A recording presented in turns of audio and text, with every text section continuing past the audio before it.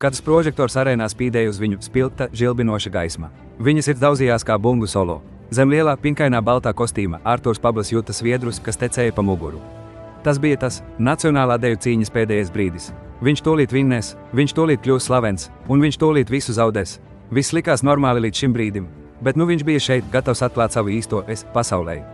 Cilvēks ietīja kostīmā ar milzīgu noslēpumu. Tas bija Artūrs Pablis. Kolēģiem viņš bija pats garlaicīgākais cilvēks uz zemes. Grāmatvedis, bēši krekli, ērti apavi, mīlestība pret cipariem. Viņa dzīve bija kā tabula, sakārtota un precīza. Viņš gribēja mierīgu dzīvi, vienkāršu dzīvi, bez jebkāda stresa. Bet Artūram vajadzēja kaut ko vairāk. Viņam vajadzēja naudu, daudz naudas. Viņa mīļajai vecmammai Pablai, saldākajai, visnevainīgākajai veciņai, ko var iedomāties, vajadzēja dārgu medicīnisko aprūpi. Rēķini krājās lieli un biedējoši. Artūrs ar savu pieticīgo grāmatveža algu bija iestrēdzis. Viņam vajadzēja brīnumu. Tad viņš to atrada, vai drīzāk tas atrada viņu. Kādu vakaru, noguris un viens, viņš uzvilka smieklīgu, spalvainu kostīmu, ko viņa vecmama bija uztaisījusi pirms gadiem joku pēc. Viņš ieslēdza disko mūziku un vienkārši dejoja. Sākumā neveikli, tad ar mežonīgu, negaidītu prieku. Viņš to ierakstīja, augšupielādēja internetā un aizgāja gulēt, nedomājot par to neko. Nākamajā rītā viņa video bija uzsprādzis. Disko jetīs bija dzimis. Cilvēkiem patika smieklīgais, priecīgais, dejojošais jetīs. Piedāvājumi reklāmām un parādīšanās reizēm plūda straumēm, un pēkšņi Artūram bija nauda vecmammas Pablas aprūpei. Viņš abas savas dzīves turēja stingri atsevišķi. Grāmatvedis dienā, disko jetīs naktī. Neviena dvēsele nezināja viņa spalvaino noslēpumu. Tad pienāca nacionālā deju cīņa. Lielā balva bija milzīga summa, pietiekami, lai sektu vecmammas Pablas pēdējo, vissvarīgāko ārstēšanu. Bet bija viens āķis, visiem dalībniekiem bija jānoņem maskas fināla kārtā. Artūrs bija dilemmas priekšā, vai viņš riskētu atklāt sevi, atklājot savu īsto, apkaunojošo identitāti saviem garlaicīgajiem kolēģiem, un to visu vecmammas dēļ. Viņam nācās, viņš pieteicās, sakot sev, ka viņš var uzvarēt, paņemt naudu un vienkārši pazust pirms maskas noņemšanas. Bet dzīve, kā tas vienmēr notiek, iebāza spieķi viņa rūpīgi plānotajā noslēpumā. Viņa lielākā problēma nebija citi dejotāji. Tā bija Brenda Higginsa, viņa kolēģa grāmatvede no tā paša uzņēmuma. Brenda bija neatlaidīga, asa un ar degunu, kas jūt visu, kas nav savā vietā. Viņa pamanīja Artūra pēkšņās prombūtnes, dīvaino spīdumu uz viņa bēšajām jakām, to, kā viņš dažreiz smaržoja pēc sausā ledus un izmisuma. Brenda sāka viņu vērot, ne briesmīgā veidā, drīzāk ļoti kaitinošā, ļoti organizētā, tabulās balstītā veidā. Artūrs centās būt uzmanīgs, bet jo vairāk viņš centās slēpties, jo aizdomīgāka Brenda kļuva.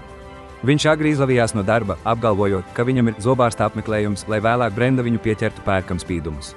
Viņš skaidroja savas nogurušās acis, sakot, ka ir strādājis vēlu, bet Brenda reiz pieķēra viņus naudam biroja piederumu skapī, dungojot disko melodiju. Viņa paranoja auga, vai Brenda ir atklājusi viņa disko jetīja noslēpumu. Viņš sāka domāt, ka visi viņu vēro. Viņš saskatīja slēptas nozīmes nevainīgos komentāros. Kad viņa boss jautāja, vai viņam ir dzirkstoša personība, Artūrs gandrīz noģība. Viņš sāka izdomāt smieklīgus attaisnojumus, veidojot sarežģītu alibi, kas bieži vien ietvēra viņu iestrēgšanu milzīgā dzīves bumbā vai palīdzību pazudušu vāveru baram. Katru smeli tikai lika viņam izskatīties vēl vainīgākam. Kādu vakaru, pēc īpaši nogurdinoša treniņa, Artūrs steidzās mājās. Viņš zināja, ka Brenda ir viņam uz pēdām. Viņam bija jābūt īpaši uzmanīgam. Viņš pamanīja viņas mašīnu, kas bija noparkota ielas galā no viņa mājas. Viņa sirds ielēca mutē. Viņa tiešām to darīja. Viņa tiešām atklās viņu. Viņš paslēpās krūmos, ar pa pusē noņemtu jetīja galvu un saspiežot rokās trofeju, ko viņš bija vinnējis tajā vakarā.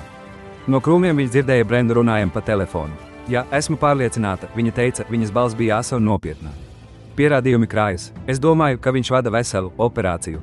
Kaut ko tiešām nelegālu. Artūram asinis sastinga. Nelegālu. Vai tas bija sliktāk nekā vienkārši būt disko dejotājam? Viņš iedomājās avīžu virsrakstus, grāmatvedis dienā, disko deviāns naktī. Deju sacensības kļuva spraigākas. Artūrs, kā disko jetīs, bija publikas mīlulis. Viņa smieklīgās kustības un tīrais entuziasms uzvarēja visus. Bet aiz kažoka viņš bija izmocīts. Viņš domāja, ka Brenda ir tuvu tam, lai atklātu viņa disko jetīja identitāti. Viņš mēģināja viņu apmulsināt, atstājot disko bumbas viņas birojā, sūtot viņai anonīmus e-pastus par āpšu matu izkrišanu. Viņš domāja, ka tas ir smieklīgs mēģinājums novērst uzmanību no jetija, bet nekas nedarbojās. Tas tikai lika viņai skatīties uz viņu ar mulsinošu, bet apņēmīgu skatienu. Viņa lielākais izaicinājums nāca no cita dejotāja spīguļāpša. Šis sāncensis šķiet sabotēja Artūru uz soļa. Sliska vieta uz skatuves pirms Artūra uzstāšanās, pazudis zābaks viņa kostīmam, spīdumu līme, kas noslēpumaini parādījās viņa šampūnā. Artūrs bija pārliecināts, ka spīguļāpsis zināja, ka viņš ir garlaicīgais grāmatvedis un mēģināja viņu sagraut. Kas ir šis spīguļāpsis, viņš domāja, un kāpēc viņš mani tik ļoti ienīst? Tad nāca pirmais lielais TV iestējas. Artūru sadzina stūrī Brenda virtuves telpā, viņas brilles spīdēja. Artūr, viņa teica, viņas balss bija zema. Es zinu, ko tu esi darījis.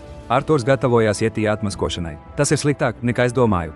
Tu esi iesaistīts āpšu sacīkstēs, vai ne? Artūrs samiekšķināja acis. Āpšu sacīkstes. Par ko tu runā, Brenda? Viņš jautāja, patiesi apjucis. Viņš domāja, vai tas ir kāds kods disko dejošanai. Brenda uzmeta mapi uz galda. Tā bija pilna ar izplūdušām Artūra fotogrāfijām pie dubļainiem laukiem, viņa finanšu darījuma ekrānšā viņiem, kas bija tikai maksājumi par viņa vecmammas aprūpi un izdrukām no dīvainiem forumiem, kas apsprieda sacīkšu āpšus. Nespēlē nevainīgu, Artūr, viņš ņāca. Vēlās naktis, pēkšņā nauda, dīvainā zemes un kažokas marža uz tevis, aizdomīgais spīdums. Tas viss sakrīt, tu esi galvenais prāts aiz nelegālā pagrīdes āpšu sacīkšu biznesa. Artūrs bija apstulbis, viņa nedzenās pakaļ disko Jetijam. Viņa domāja, ka viņš ir āpšu gangsteris. Viņa tumšais noslēpums patiesībā bija smieklīgs, bet viņas apsūdzība bija bīstami nopietna.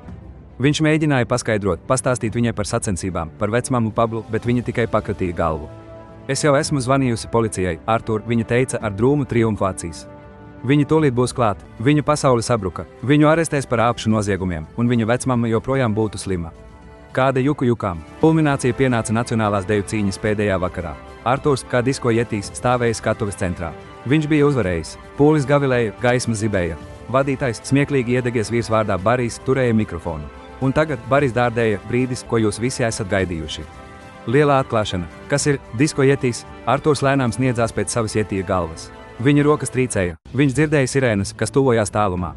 Tas bija tas, pazemošana, arests. Viņš dziļi ievilka elpu. Ko nu, lai notiek, viņš domāja. Tiklīdz viņa pirksti pieskārās rāvējslēdzējam, arēnas durvis atvērās ar blīkšķi.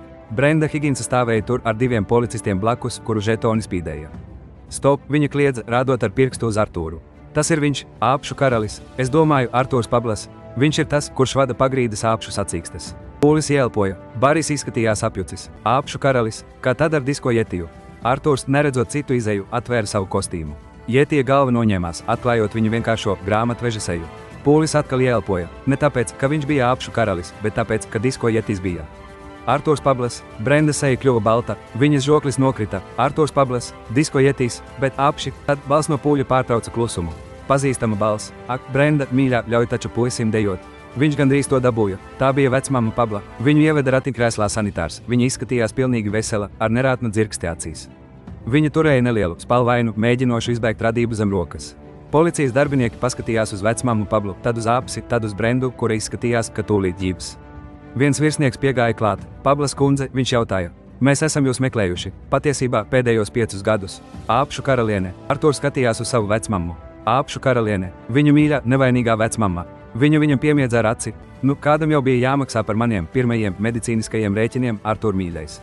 Un sacensību azarts, ak, tas ir vienkārši dievīgi. Viņa norādīja uz mēģinošo izbēgt āpsi. Šis ir Bartolomejs, mans ātrākais sacīkšu āpsis.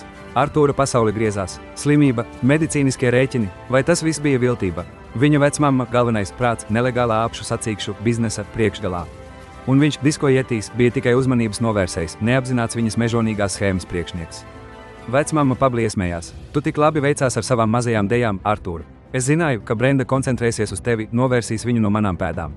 Tu biji izcils aizsegs, dārgais. Brenda, šokēta, mēģināja glābt savu lepnumu. Tātad apšu trokšņi viņa birojā, neparastie kažokādas paraugi, netīrumi, tas viss bija JUSU darbs, Pablas kundze. Vecmamma Pabla tikai pasmaidīja. Ak, mīļā, es iemācīju Artūram visu, ko viņš zina par netīrumiem un kažoku. Bet dejošana, tas ir tikai viņš. Vecmamma Pabla tika arestēta, bet viņa gāja ar lepnu smaidu, pat pamāja Bartolomejam, āpsim. Artūrs vairs ne tikai garlaicīgais grāmatvedis, tagad bija slavenais disko Jetijs, vīrusu sensācija. Viņš savā ziņā bija izglābis savu vecmammu, atklājot viņas dīvaino, smieklīgo patiesību. Balvas nauda patiešām aizgāja viņas juridiskajai aizstāvībai, kas bija dārgāka nekā būtu bijusi viņas medicīniskā aprūpe. Brenda, pilnīgi pazemota, pameta savu darbu, bet nedēļas vēlāk Artūrs viņu redzēja kopienas deju klasē, neveikli mēģinot tango. Šķita, ka noslēpuma atklāšanas azarts, pat ja tas bija maldīgs, bija pamodinājis kaut ko viņā. Artūra dzīve vairs nekad nebūtu tāda pati. Viņš vairs nebija tikai Artūrs Pablas. Viņš bija disko Jetijs, slēpta prieka, nejauša slavas un absolūtā dzīves absurda simbols. Viņš iemācījās, ka pat visklusākie cilvēki un vismīļākās vecmammas var slēpt vismežonīgākās, visnegaidītākās patiesības. Un dažreiz smieklīgākie noslēpumi ir tie, ko tu nekad negaidīji. Kā ar tevi, vai tu domā, ka Artūrs izdarīja pareizo izvēli? Ko tu darītu, ja tava vecmamma izrādītos āpšu karaliene? Paziņo mums komentāros zemāk un neaizmirsti abonēt, lai saņemtu vairāk neticamu stāstu.